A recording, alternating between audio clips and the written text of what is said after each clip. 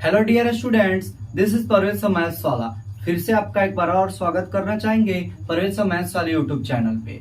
फिलहाल ये जो सीरीज चल रहा था 4.4 के लिए चल रहा था और ये 4.4 का सबसे लास्ट वीडियो है। और अगर आप एक भी वीडियो वॉच नहीं किए हो या अगर आपका वीडियो छूट चुका है तो आप प्लेलिस्ट में जाके इस वीडियो को पूरा वॉच कर सकते हैं। अगर आप क्लास 10th में हो तो आपके लिए बहुत ही इंफॉर्मेटिव वीडियो है, तो आप यहाँ पे वीडियो को देखते रहें। साथ ही साथ अगर आपके दोस्त हो तो उनके पास भी इस वीडियो को शेयर कर दें। तो बिना देरी किए हम लोग कॉन्सेप्ट की ओर बढ़ेंगे। यहाँ पे 3 नंबर क्वेश्चन बोला है कि क्या एक ऐसी आम की बगिया बनाना संभव है जिसकी लंबाई चौड़ाई से दुगुनी हो। यानी यहाँ पे आयताकार एक क्या है, बगिया है, और जिसकी जो लंबाई है वह चौड़ाई के क्या है, दुगुनी है। यानी अगर चौड़ाई x मीटर है तो लंबाई कितनी हो जाएगी, 2x मीटर हो जाएगी। आगे क्या बोला है कि और उसका जो क्षेत्रफल है यानी एरिया है वो कितना है, 800 मीटर स्क्वायर है। अगर ऐसा बगिया बनाना संभव हो तो इसका क्या करना है, लंबाई और चौड़ाई ज्ञात करना है। यानी इसका बगिया बनाना संभव होने का मतलब क्या हुआ, डी का वैल्यू 0 के बराबर या 0 से बड़ा हो, तभी ना क्या होगा, मूलों का अस्तित्व होगा और वहां से मूल फाइंड आउट होंगे। तो वही कंसेप्ट को यहाँ पे अप्लाई किया है और उस कंसेप्ट के बारे में यानी डी का जो वैल्यू 3 कंडीशन से होता है तो उसको पिछले वीडियो में ही डिस्कस किए हैं, आप जाके उसको वॉच कर सकते हैं। तो वहां पे हम लोगों को क्या करना है, यहाँ पे दिया है कि आयताकार जो बगिया है उसकी जो लंबाई है चौड़ाई के दुगुनी है। तो सबसे पहले हम क्या मानेंगे, आयताकार बगिया की चौड़ाई बराबर में x मीटर। तो यहाँ पे लिखेंगे, यह 3 नंबर क्वेश्चन है, लिखेंगे कि माना कि आयताकार बगिया की जो चौड़ाई होगी वह क्या होगी, x मीटर होगी। तो यहाँ पे लंबाई क्या हो जाएगी, लंबाई में हो जाएगा 2x मीटर, यानी उसकी क्या होगी, दोगुनी होगी। तो प्रश्न में क्या दिया है कि इसका जो क्षेत्रफल होगा वह कितना होगा, तो 800 मीटर स्क्वायर। यानी यहाँ पे लिखेंगे, इसलिए प्रश्न में बोला है कि बगिया का क्षेत्रफल, बगिया का जो क्षेत्रफल है वह कितना दिया है, तो 800 मीटर स्क्वायर दिया है। अब देखिए, सबसे पहले यहाँ पे अब एक रिलेशन पता करेंगे द्विघात समीकरण के फॉर्म में, तब उसके बाद में हमको पता लगाना पड़ेगा कि क्या यह बगिया बनाना संभव है या नहीं है। तो आयताकार बगिया का जो क्षेत्रफल होगा वह उसके लंबाई गुने चौड़ाई के ही तो बराबर होगा ना, और यह क्या होगा, 800 मीटर स्क्वायर के बराबर होगा। लंबाई कितना दिया गया है, तो 2x मीटर, यानी 2x, और यहाँ पे गुना में चौड़ाई कितना दिया है तो x, और यहाँ पे जो एरिया होगा तो वह मीटर स्क्वायर में ही होगा, और बराबर में 800 मीटर स्क्वायर। मीटर स्क्वायर से मीटर स्क्वायर कैंसिल, यहाँ पे बचेगा 2x स्क्वायर, और यह बराबर में क्या हो जाएगा, 800। यहाँ पर देखें तो यह 400 से कट जाएगा और x बराबर x स्क्वायर, और यहाँ पे 400 प्लस में है तो इसको लेकर आएंगे तो यहाँ पे माइनस में क्या हो जाएगा, 400 बराबर में 0। अब देखिए यहाँ पर अब हमारा जो समीकरण मिल रहा है वह ax स्क्वायर माइनस में c के फॉर्म में दिया गया है, और यहाँ पे b वाला टर्म क्या है, गायब हो जा रहा है। तो इसके लिए हम लोग क्या करेंगे, अब d का वैल्यू निकालेंगे। तो a बराबर कितना दिया गया है, तो a बराबर में 1, b बराबर में 0 और c बराबर में कितना दिया है, माइनस में 400। तो यहाँ पे d बराबर क्या हो जाएगा, b स्क्वायर माइनस में 4ac। तो b का वैल्यू कितना दिया है, तो 0 का स्क्वायर माइनस 4 गुने a का वैल्यू कितना दिया है 1, और गुने c का वैल्यू कितना दिया है 400। तो यहाँ पे 0 का स्क्वायर करेंगे तो 0 होगा, माइनस माइनस क्या हो जाएगा प्लस, और 4 चौका 1600 हो जाएगा। यानी d का वैल्यू कितना है, 1600, यानी d का वैल्यू क्या है, 0 से बड़ा है, इसीलिए क्या होगा, यह आयताकार बगिया बनाना क्या है, संभव है। तो लिख देंगे, इसलिए आयताकार बगिया बनाना संभव है। अब यहाँ पे जब संभव है तो क्या करेंगे, d का वैल्यू ही निकल गया, तब यहाँ पे अप्लाई करेंगे x बराबर minus B plus minus root में d बटा में क्या हो जाएगा 2a। माइनस बी, तो बी का वैल्यू कितना दिया है यहाँ पे 0, तो 0 माइनस 0 प्लस माइनस रूट में डी का वैल्यू कितना हो जाएगा, तो 1600, तो यहाँ पे क्या हो जाएगा 1600 और बट्टा में 2a, ए का वैल्यू कितना दिया है, तो यहाँ पे 1 दिया है। अब यहाँ पे देखेंगे तो माइनस 0 मतलब गायब, और x बराबर क्या हो जाएगा प्लस माइनस, यह रूट में यह 400 दिया गया, 1600 दिया गया, तो यह 400 का हो जाएगा, तो यहाँ पे लिख देंगे यह 400 नहीं 40 का स्क्वायर हो जाएगा, और बाटा में क्या हो जाएगा 2 एकम 2, एक बार प्लस के साथ कंपेयर एक बार माइनस के साथ कंपेयर, तो x बराबर हो जाएगा 40 बटा में 2, और एक बार हो जाएगा x बराबर माइनस 40 बटा 2। यह निगेटिव टर्म आ रहा है तो यह अमान्य हो जाएगा, यानी यह लिख देंगे अमान्य, और यह पॉजिटिव टर्म है तो यह क्या हो जाएगा x बराबर में 20, यानी x का वैल्यू 20 आया। x क्या है, चौड़ाई है, तो इसलिए जो चौड़ाई होगी वह x बराबर में 20 मीटर, और जो लंबाई हो जाएगी वह क्या है, तो 2x यानी 2 गुने 20, यानी यह क्या हो जाएगा 40 मीटर, यानी लंबाई 40 मीटर और चौड़ाई कितना होगा 20 मीटर, और यह बगिया का जो क्षेत्रफल हो जाएगा वो कितना हो जाएगा 800 मीटर स्क्वायर हो जाएगा। आप इसका स्क्रीनशॉट ले सकते हैं, नोट डाउन कर सकते हैं। यहाँ पर चौथा नंबर क्वेश्चन बोला है कि क्या निम्न स्थिति संभव है, यदि है तो उसकी वर्तमान आयु ज्ञात करनी है। बोला है कि दो मित्रों की आयु का योग 20 वर्ष है, यानी दोनों मित्र जो होंगे वह उनके आयु का योग कितना है 20 वर्ष है, और 4 वर्ष पूर्व उनकी आयु का गुणनफल 48 था। यानी यहाँ पर देखें कि इनके जो आयु है, यानी लिखेंगे कि माना कि यह क्या दिया गया है, पहले मित्र की जो वर्तमान आयु होगी, क्या होगी वर्तमान आयु, वह बराबर में अगर हम लोग x वर्ष मानते हैं तो दूसरे मित्र की क्या हो जाएगी, तो दोनों का योग दिया गया है कितना, तो योग दिया गया है 20 वर्ष, यानी 20 माइनस में x वर्ष। यह क्या हो गया कि पहले मित्र का x वर्ष और दूसरे मित्र का क्या हो गया 20 माइनस में x वर्ष। क्यों बोला है, क्योंकि दोनों का योग कितना है, तो 20 वर्ष है। यह बोला है कि 4 वर्ष पहले इनका जो गुणनफल था वह कितना था 48 था।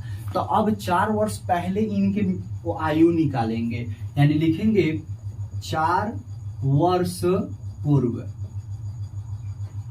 क्या होगा, पहले मित्र का जो आयु होगा, पहले मित्र की आयु बराबर क्या हो जाएगा, तो x माइनस में 4 वर्ष, और दूसरे मित्र की क्या हो जाएगी, दूसरे मित्र की आयु बराबर में हो जाएगा 20 माइनस में x माइनस में 4, तो 20 में से 4 गया तो 16 माइनस में x वर्ष हो जाएगा। अब यह बोला है कि आपको क्या करना है, बोला है कि 4 वर्ष पहले जो इनका गुणनफल है, क्या है गुणनफल, वह कितना दिया गया है 48 दिया गया है। तो 4 वर्ष पूर्व पहले मित्र का कितना है x माइनस में 4, तो x माइनस में 4 और इंटू दूसरे मित्र का कितना दिया गया 16 माइनस में x बराबर में 48। तो यह क्या हो जाएगा, गुना करेंगे तो x से गुना होगा किस में, तो 16 माइनस में x, और माइनस में 4 से गुना होगा 16 माइनस में x बराबर में 48। यहाँ पे x से 16 में गुना करेंगे तो क्या हो जाएगा 16x माइनस प्लस क्या हो जाएगा माइनस एक्स स्क्वायर, माइनस में क्या हो जाएगा 64 माइनस माइनस प्लस 4x बराबर में 48। यहाँ पर देखें तो यह क्या हो जाएगा माइनस में एक्स स्क्वायर, यहाँ पर देखें 16x और प्लस में क्या हो जाएगा 4x, यानी क्या हो जाएगा प्लस में 20x, और यहाँ पे माइनस में 64 और यहाँ पे प्लस में 48 है, तो इधर आके क्या हो जाएगा माइनस में 48 और बराबर में 0। अब यहाँ पर देखें तो माइनस में एक्स स्क्वायर प्लस में 20x और माइनस माइनस क्या हो जाएगा जुड़ जाएगा, तो 8 4 12 का 2 हासिल 1, 6 4 10 1 11, और यह माइनस हो जाएगा बराबर में 0। यहाँ पर देखिए माइनस कॉमन करेंगे, माइनस कॉमन करने की जरूरत ही नहीं है क्योंकि हमको d का वैल्यू निकालेंगे, d के बाद में हम क्या करेंगे यहाँ पे द्विघाती सूत्र लगा देंगे जब संभव होगा तो यहाँ पे लिखेंगे a बराबर कितना दिया गया है, a बराबर देख रहे हैं तो यहाँ पे माइनस में 1 है तो -1, बी का वैल्यू कितना दिया गया है तो प्लस में 20, तो यहाँ पे 20, और सी का वैल्यू कितना दिया गया है माइनस में 112, तो माइनस में 112। अब यहाँ पे लिखेंगे कि d बराबर क्या होता है बी स्क्वायर माइनस में 4ac, b का वैल्यू कितना दिया है 20, तो 20 का स्क्वायर माइनस 4 गुने a का वैल्यू कितना दिया है माइनस में 1, और c का वैल्यू कितना दिया है माइनस में 112। 20 का स्क्वायर करेंगे तो क्या होगा 400, तो यहाँ पे लिखेंगे 400, और minus minus plus minus minus, 4 से गुना करेंगे 12 चौका 48, और 4 एकम 4, यहाँ पे 400 में से 748 नहीं घटेगा, तो यहाँ पे क्या होगा माइनस का साइन लगा के 48, 448 में से 400 गया तो कितना बचेगा माइनस में 48। तो यानी किस क्या है यहाँ पे, चूंकि d का वैल्यू क्या है 0 से छोटा है, यानी इससे बड़ा क्या हो गया 0 हो गया, तो d का वैल्यू जब 0 से छोटा है होता है तो मूलों का अस्तित्व होता है नहीं होता है। तो यहाँ पे लिखेंगे इसलिए मूलों का अस्तित्व नहीं है। तो इसलिए हम लोग इसका जो उम्र है दोनों मित्रों का उम्र हम लोग फाइंड आउट नहीं कर सकते हैं, ज्ञात नहीं कर सकते हैं। आप इसका स्क्रीनशॉट ले सकते हैं या नोट डाउन कर सकते हैं। इस चैप्टर का सबसे लास्ट क्वेश्चन देखेंगे। बोला है क्या परिमाप 80 मीटर तथा क्षेत्रफल 400 मीटर के एक पार्क को बनाना संभव है, यदि तो उसकी लंबाई और चौड़ाई ज्ञात करें। अब देखिए जो इसका यहाँ पर ये भी नहीं दिया है कि यह वर्ग है या आयत है, लेकिन यहाँ पे लंबाई और चौड़ाई ज्ञात करना है, इसका मतलब यह डेफिनेटली क्या होगा तो यह एक आयत होगा, यानी यह आयताकार क्या है पार्क है। तो यहाँ पे मान लेंगे कि इसका जो लंबाई है वो x मीटर और चौड़ाई जो है वो y मीटर है। तो यहाँ पे लिख लेंगे कि माना पार्क की लंबाई जो है वह क्या है x मीटर है और जो चौड़ाई है वह क्या है y मीटर है। तो यह दिया है कि चूंकि परिमाप कितना है, परिमाप 80 मीटर है, यानी लिखेंगे चूंकि परिमाप बराबर क्या है 80 मीटर है।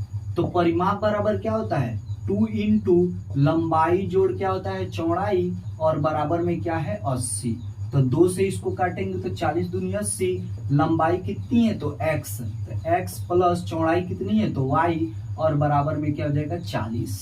अब यहाँ पे हम लोग y का वैल्यू निकाल लेंगे, y बराबर क्या हो जाएगा 40 माइनस में x, समीकरण 1 मान लेंगे। अब क्षेत्रफल क्या दिया है, क्षेत्रफल दिया है 400 मीटर स्क्वायर। तो यहाँ पे लिखेंगे कि यहाँ पे जो क्षेत्रफल दिया गया है, क्षेत्रफल वह क्या दिया है 400 मीटर स्क्वायर, यानी क्षेत्रफल जो होगा वह क्या होता है लंबाई गुने चौड़ाई होता है, यानी लंबाई गुने में क्या होगा चौड़ाई, और बराबर में क्या दिया है 400। लंबाई कितना हो जाएगा तो इसका x और चौड़ाई कितना होगा y, तो यहाँ पे लिखेंगे x गुने में y और बराबर में 400। यहाँ पर x तो x ही रहेगा, y का मान समीकरण 1 से बदल लेंगे तो क्या होगा 40 माइनस में x, और यह बराबर में क्या हो जाएगा 400। यहाँ पे जब गुना करेंगे तो क्या होगा 40x माइनस में x स्क्वायर बराबर में क्या हो जाएगा 400। यह 400 को इधर लेकर आएंगे तो यह क्या बन जाएगा तो माइनस में x स्क्वायर प्लस में 40x, और माइनस में क्या हो जाएगा 400, और बराबर में क्या हो जाएगा 0। अब यहाँ पे यह द्विघात समीकरण में बदल गया, तो अब ज्ञात करना है कि मूलों का अस्तित्व है या नहीं है। अगर जब मूलों का अस्तित्व होगा तो इसके जो समीकरण का जो हल होगा वह निकलेगा, और जब समीकरण का हल निकलेगा तो आयताकार पार्क की लंबाई और चौड़ाई निकल ही जाएगी। तो यहाँ पे लिखेंगे a बराबर कितना दिया गया है, a बराबर दिया गया है माइनस में 1, b बराबर में कितना दिया गया है प्लस में 40, और c बराबर में कितना दिया है माइनस में 400। तो d बराबर में क्या हो जाएगा बी स्क्वायर माइनस में 4ac, b का वैल्यू कितना दिया है 40 का स्क्वायर माइनस 4 गुने a का वैल्यू माइनस में 1, और c का वैल्यू कितना दिया है तो 400, यानी यह गुने में क्या हो जाएगा माइनस में 400। यहाँ पर देखें तो 40 का स्क्वायर कितना हो जाएगा 1600, यानी 1600, और minus minus plus minus minus 4 चौका 1600। और 1600 से 1600 गया तो 0, यानी डी का वैल्यू जब 0 होता है तो मूल क्या होते हैं, वास्तविक होते हैं, यानी बनाना हमारा पार्क क्या है, संभव है, और साथ ही साथ मूल क्या होंगे, बराबर होंगे। तो यहाँ पे लिखेंगे कि चूंकि डी का वैल्यू 0 के बराबर में है इसलिए मूलों का अस्तित्व है। जब मूलों का अस्तित्व है तो इसलिए हम लोग क्या कर सकते हैं, पार्क बनाना संभव है, यानी अतः पार्क बनाना क्या है, संभव है। जब पार्क बनाना संभव है तब इसका क्या करना है, लंबाई और चौड़ाई निकालना है। तो इसके लिए सबसे पहले आपका एग्जैक्ट एक्स का वैल्यू पता रहना चाहिए। तो एक्स बराबर क्या हो जाएगा, -b प्लस माइनस रूट में डी और बटा में 2a। लेकिन यहाँ पे डी का वैल्यू कितना दिया गया है, तो 0 दिया गया है, तो इसीलिए डायरेक्ट फॉर्मूला हम लोग क्या निकालेंगे, -b/2a। तो -b, तो b का वैल्यू कितना दिया, माइनस, और माइनस b का वैल्यू कितना दिया, तो यहाँ पे 40 दिया गया है। तो यहाँ पे क्या लिखेंगे, माइनस में 40 और बटा 2a। तो a का वैल्यू कितना दिया है, माइनस में 1, तो 2 गुने माइनस में 1, तो यह क्या हो जाएगा, x बराबर माइनस में 40 और बटा में माइनस में 2, माइनस से माइनस कैंसिल, या 20 दूनी 40। तो x बराबर कितना आया, 20, यानी x का वैल्यू 20 आया। तो x का वैल्यू हम लोग किस में रख देंगे, समीकरण 1 में। तो यहाँ पे लिखेंगे समीकरण 1 से, समीकरण 1 में क्या दिया है, y बराबर x 40 माइनस में x, क्या दिया है, 40 माइनस में x। तो x का वैल्यू यहाँ पे कितना आया है, 20, तो y का भी वैल्यू कितना आ गया, 20। यानी यहाँ पे लंबाई जो है वह x माने है, x बराबर में 20 मीटर हो जाएगा, और चौड़ाई y बराबर में 20, यानी इसका मतलब यह लंबाई जो है, लंबाई बराबर चौड़ाई बराबर में क्या हो जाएगा, 20 मीटर। यानी यह जो आयताकार पार्क न होके यह क्या है, वर्गाकार पार्क है। तो इसका जो लंबाई है और चौड़ाई है उसको हम लोग ज्ञात कर लिए, आप इसको नोट डाउन कर सकते हैं।